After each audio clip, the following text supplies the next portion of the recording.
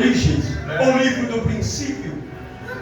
No livro do Gênesis, nós vamos perceber, nós cristãos, que acreditamos no processo do criacionismo e não no processo do evolucionismo, aonde é pregado muito por aí afora, embora a ciência hoje em dia, muitos deles acreditam que para que esse universo, que é um universo tão complexo, tão extraordinário, de fato ele pudesse vir à existência, há necessidade de ter um ser maior, que isso não poderia ser uma obra do acaso, aonde é ensinado nos colégios de que é um processo por intermédio da explosão chamado Big Bang, uma grande explosão. Não, o nosso mundo, o universo foi criado pelo Deus Todo-Poderoso, cuja Bíblia diz que é o mundo inteiro e todas as águas que há no mundo cabe na palma das suas mãos, porque Ele é poderoso. Aleluia!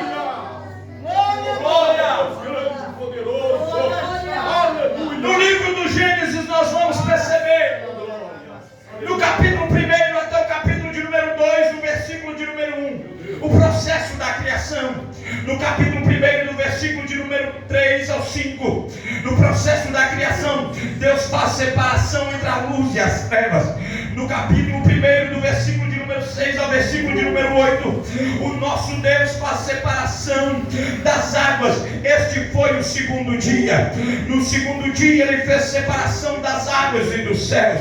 No terceiro dia, no versículo de número 9 até o versículo de número 13, o nosso Deus colocou as águas em um lugar e as apareceu a porção conhecido como terra seca, conhecido como terra. No quarto dia, o nosso Deus, Ele fez luminares e astros, um maior para poder guiar o dia e o menor para guiar a noite, que é conhecido como a lua. No quinto dia, do versículo de número 20 até o versículo de número 23, o nosso Deus fez com que as águas produzissem répteis e que verdadeiramente ocorresse alma vivente e que voassem as aves nos céus. No sexto dia, no versículo de número 24 até o versículo de número 26, o nosso próprio Deus, Ele diz para a terra: terra, produza sobre si alma vivente. A terra produziu gado, a terra produziu os répteis, a terra produziu as feras. Mas quando ainda no primeiro capítulo, no versículo de número 26 e versículo de número 27, algo me chama a atenção, porque o próprio Deus diz: façamos o homem a nossa imagem e semelhança. Oh glória! Façamos o homem a nossa imagem e a nossa semelhança. Aqui aparece a trilogia ou a tricotomia do homem, porque o homem vai ser feito em alma, corpo e espírito, ou espírito, alma e corpo. Como se não bastasse, o nosso Deus, Ele está criando o ser humano e Ele quer que o homem seja a sua semelhança. O nosso Deus quer que o homem seja intelectual. O nosso Deus quer que o homem seja um homem sentimental e que tenha as suas próprias vontades. O nosso Deus é um Deus complexo, é um Deus que gosta de criar coisas extraordinárias. E que coisa linda é o ser humano. Se nós fôssemos olhar para o ser humano, é a obra mais do que Deus já fez sobre a face da terra. Que coisa extraordinária é o ser humano. Aleluia. Grande Deus. Prova disso que o salmista escreve, aleluia, no Salmo de número 8, versículo de número 5 e 6, que Deus os fez um pouco menor que os homens, que o ser humano é a coroa da criação de Deus. Aleluia. Aleluia. Por isso me assusta, pastor Gilmar, quando eu vejo um ser humano. Eu sei que muitas das vezes a gente passa por luta, por prova, situações adversas, e tem pessoas que se afundam na depressão, como já foi dito aqui nessa noite pelo irmão Marco, a ponto do ser humano às vezes querer tirar a própria vida. Só que o ser humano por si só já é algo de extraordinário. Aleluia. É uma obra-prima de Deus. Aleluia. Daniel e Samuel, eles têm um louvor que eu acho extraordinário. Ele fala: você é especial, que te deu a vida, destruiu a forma, não fez outra igual. Olha, porque o ser humano é algo de extraordinário. Prova disso que o próprio Deus constituiu o ser humano para dominar sobre todas as coisas terrenas. Deus deu governo para o homem. Governe, reina, toma posse. Aleluia. Esta era a palavra do nosso Deus para o ser humano. Aleluia. Deus criou o ser humano e dotou o ser humano de habilidades extraordinárias. Aí surge a pergunta: o que se perdeu foi o ser humano? Porque quando o nosso Deus cria o ser humano, a Bíblia diz que ele planta um jardim no Éden. E tendo plantado um jardim no Éden, Deus coloca o ser humano para poder guardar o jardim. O ser humano está lá para poder guardar o jardim. E o que era guardar o jardim? Guardar o jardim era vigiar. Guardar o jardim era trabalhar dentro do jardim. Guardar o jardim era nada mais, nada menos do que gerir ou administrar todo aquele ambiente. Logo, eu preciso trazer uma palavra para os homens desta igreja. Nós somos colocados como guardas do nosso jardim. Que jardim é este, pastor? O jardim chamado família. Por isso que nós homens não podemos ser cabras frouxos. Pelo contrário, devemos ser homens que guardam o nosso jardim, que guardam a nossa família, que vigia o nosso lar, que cuida muito bem da nossa esposa, que cuida muito bem do nosso lar. Era o papel de Adão. Como se não bastasse Deus plantar o jardim, colocar o homem no jardim, colocar o homem com atribuições para viver no jardim, para guardar, para lavrar o jardim, para poder zelar do jardim. O nosso Deus vai trazer para o homem apenas algumas advertências e algumas restrições. Dentre elas, o próprio Deus vira para o homem e diz: olha, eu plantei todas as coisas do jardim, fiz o jardim para você, desfrute dele. No entanto, apenas uma coisa lhe peço: da árvore do conhecimento do bem e do mal que está no meio do jardim, dela não tomareis, dela você não pode comer, dela você não pode usufruir, porque certamente o dia que você tomar posse dela, você morrerá. Esta era a restrição de Deus para aquele povo, esta era a restrição de Deus para Adão. Como se não bastasse, no jardim Deus deu vários privilégios para o homem. Dentre eles, no jardim o homem desfrutava da paz. No jardim era um ambiente de paz. No jardim o homem desfrutava do gozo no trabalho. É isso mesmo, o homem desfrutava do gozo do trabalho. O trabalhar não era labutoso, não era essa dificuldade, não era essa perrengue todo. Não, pelo contrário, o homem tinha prazer em trabalhar. Por isso que hoje em dia alguns levantam às 5 horas da manhã. Se pudesse pegar Adão e Eva e dar uns 2 cascudos neles, porque hoje é uma labuta terrível. Foi depois da queda, foi depois do pecado que veio essa labuta, mas antes não. Antes tinha prazer no trabalho, o homem gostava de trabalhar, eu tinha gozo, tinha alegria no trabalho. Como se não bastasse, o homem tinha a perfeição intelectual. O intelecto fala de mente, fala de raciocínio. O ser humano, o evangelista Carlos, Adão era um homem dotado de uma extraordinária intelectualidade. Era um homem que tinha uma inteligência fora do comum. Olha só para vocês verem, Deus chama Adão e fala assim: Adão, você vai catalogar todos os animais, vai dar nome a cada um deles. Adão começa a passar os animais e ele olha: esse tem cara de vaca, pode passar lá para lá que é vaca. Esse é boi. Os animais não têm a cara do nome deles. Você olha para um cavalo, é cavalo purinho. Você olha para uma vaca, é vaca purinho. Adão era dotado de uma intelectualidade fora do comum, extraordinária. Era um homem inteligente. No jardim, o homem desfrutava da perfeita intelectualidade. Como se não bastasse, o homem tinha plena comunhão com Deus dentro do jardim. jardim, porque a Bíblia diz que o próprio Deus descia na viração do dia para poder falar com Adão. Oh, maravilha! A comunhão era tão grande, porque não tinha pecado. Eu já preguei aqui no culto de ceia, o que faz separação do homem para com Deus é o pecado. Por isso a necessidade do sacrifício para poder cobrir.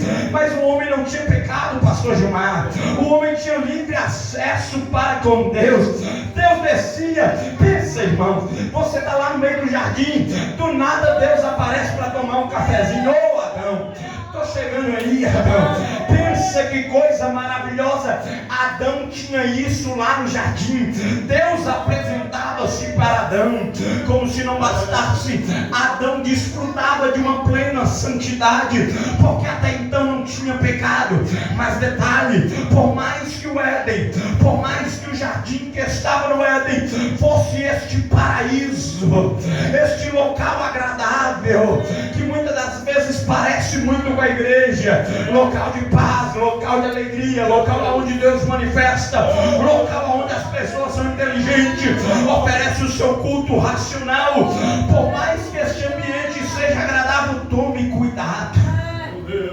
Por que, pastor, tomar cuidado? Toma cuidado, porque mesmo neste ambiente de paz, nesse ambiente de perfeição, nesse ambiente onde tinha comunhão com Deus, a Bíblia nos diz que um certo dia a serpente, que é a mais sagaz entre os animais, ela aparece dentro do jardim.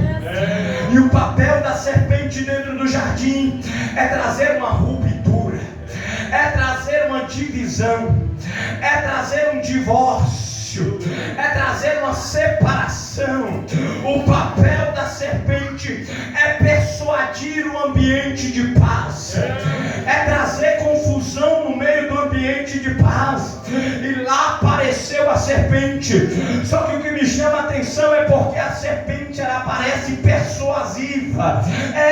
Muitas das vezes ela usa a própria palavra, porém distorcida. Ela pega a palavra que Deus lançou. A serpente é sagaz, irmã.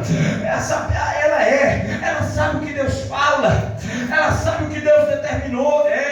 A serpente chega para ela dizendo: e aí, Eva? Meu Deus. Aqui parafraseando: e aí, Eva? É verdade que vocês podem comer de tudo? Ela já sabia. Não, pode comer de tudo, mas Deus falou que aquela lá, lá no meio não pode. No Mineirês, imagina a serpente no Mineirês. Você é besta, vai. Pode comer assim, sou. Não tem problema não. Você sabe por que você não pode comer? Porque certamente o dia que você comer, você vai ser semelhante ao Criador. Irmãos, isso daqui é terrível. Porque o papel da serpente sempre foi isso: querer ser semelhante ou superior ao Criador. Ezequiel escreve, Isaías também escreve, que ele era perfeito. Ele era um anjo de luz. E ele era um anjo tão extraordinário, pastor Gilmar, que a Bíblia diz que o pífaro, o cântaro e os demais instrumentos musicais estavam nele. Então quando Satanás andava era música. Sabe essas notas lindas que o irmão Naim tira aqui? Isso aqui, com toda a habilidade que o irmão Naim tem, isso aqui era fichinha perto de Satanás. O homem era chefe do músico. Aleluia. Só que a soberba entrou no seu coração. Vai amar. Meu Deus, nos livre. Aleluia. Nos livre da ingratidão. Eu subirei e colocarei o meu trono ao lado, e serei semelhante a ele. Poderoso, meu Deus. Porque o papel de Satanás é sempre querer colocar o homem na soberba. É verdade. Por isso que João escreve na primeira carta do apóstolo João, no capítulo de número 2, versículo de número 16 e 17, para que nós não venhamos ter comunhão com o pecado, nem deixar o pecado tomar conta de nós, mas para que nós venhamos tomar cuidado com a concupiscência da carne, a concupiscência dos olhos e a soberba da vida, porque a concupiscência da carne fala dos desejos da carne, a concupiscência dos olhos, aquilo que você olha, contempla e quer para si. A soberba da vida é quando você quer ser superior, você quer ser maior, mas aqui não, aqui o grande é Ele, quem brilha é Ele. Glória a Deus. Se passar um sarrafo aqui, todo mundo é do mesmo tamanho. Meu Deus. Amém, porque pastor nada, nós é pequeno. Porque eu tenho a credencial, nada, nós somos tudo do mesmo tamanho. O apóstolo Paulo, ganhador de almas, aquele que tinha espalhado o evangelho para a Ásia Maior, Ásia Menor, ele vira e diz: miserável homem que sou. Se um homem daquele falou que é miserável, quem somos nós?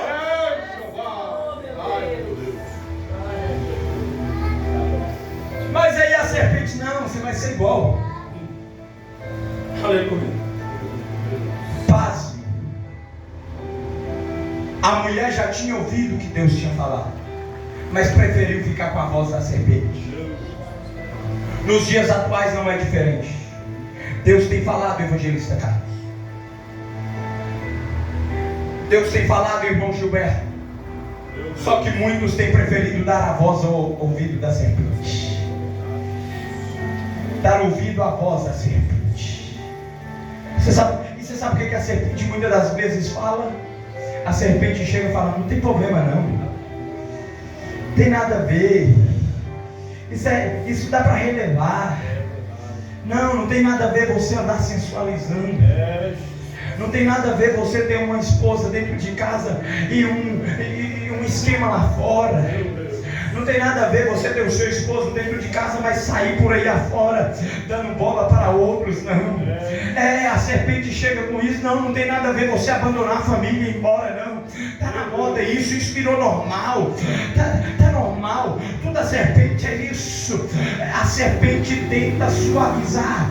É a arte do eufemismo, suavizar as coisas. Mas a palavra do Senhor, ela nos afirma que Deus é santo. Aí Pedro escreve: sede santos, porque está escrito que o vosso Deus é santo. Aleluia. Aleluia. Não dê espaço para o pecado. Meu Deus. Aleluia. Adão chega e consuma o ato. Aleluia. Ali o homem se perdeu. Glória. Ali o homem se perdeu. E na terra vai acontecer o primeiro tribunal. Mulher, chega para cá. Adão, também chega. Você chega aqui. Por causa do pecado, o suor do teu rosto. Por causa do pecado, nascerá espinhos e abrolhos. Mulher, por causa do pecado, vou aumentar a tua dor no parto. Irmãos, a Juliana está gestante. Tem hora que elas vem aquele enjoo que ela geme. Eu fiquei assim: meu Deus, eu posso arrepiar todos os cabelos da cabeça. Quem aqui é mãe? Quem aqui é mãe? Quem é mãe? Quem já deu a luz alguma vez? É fácil?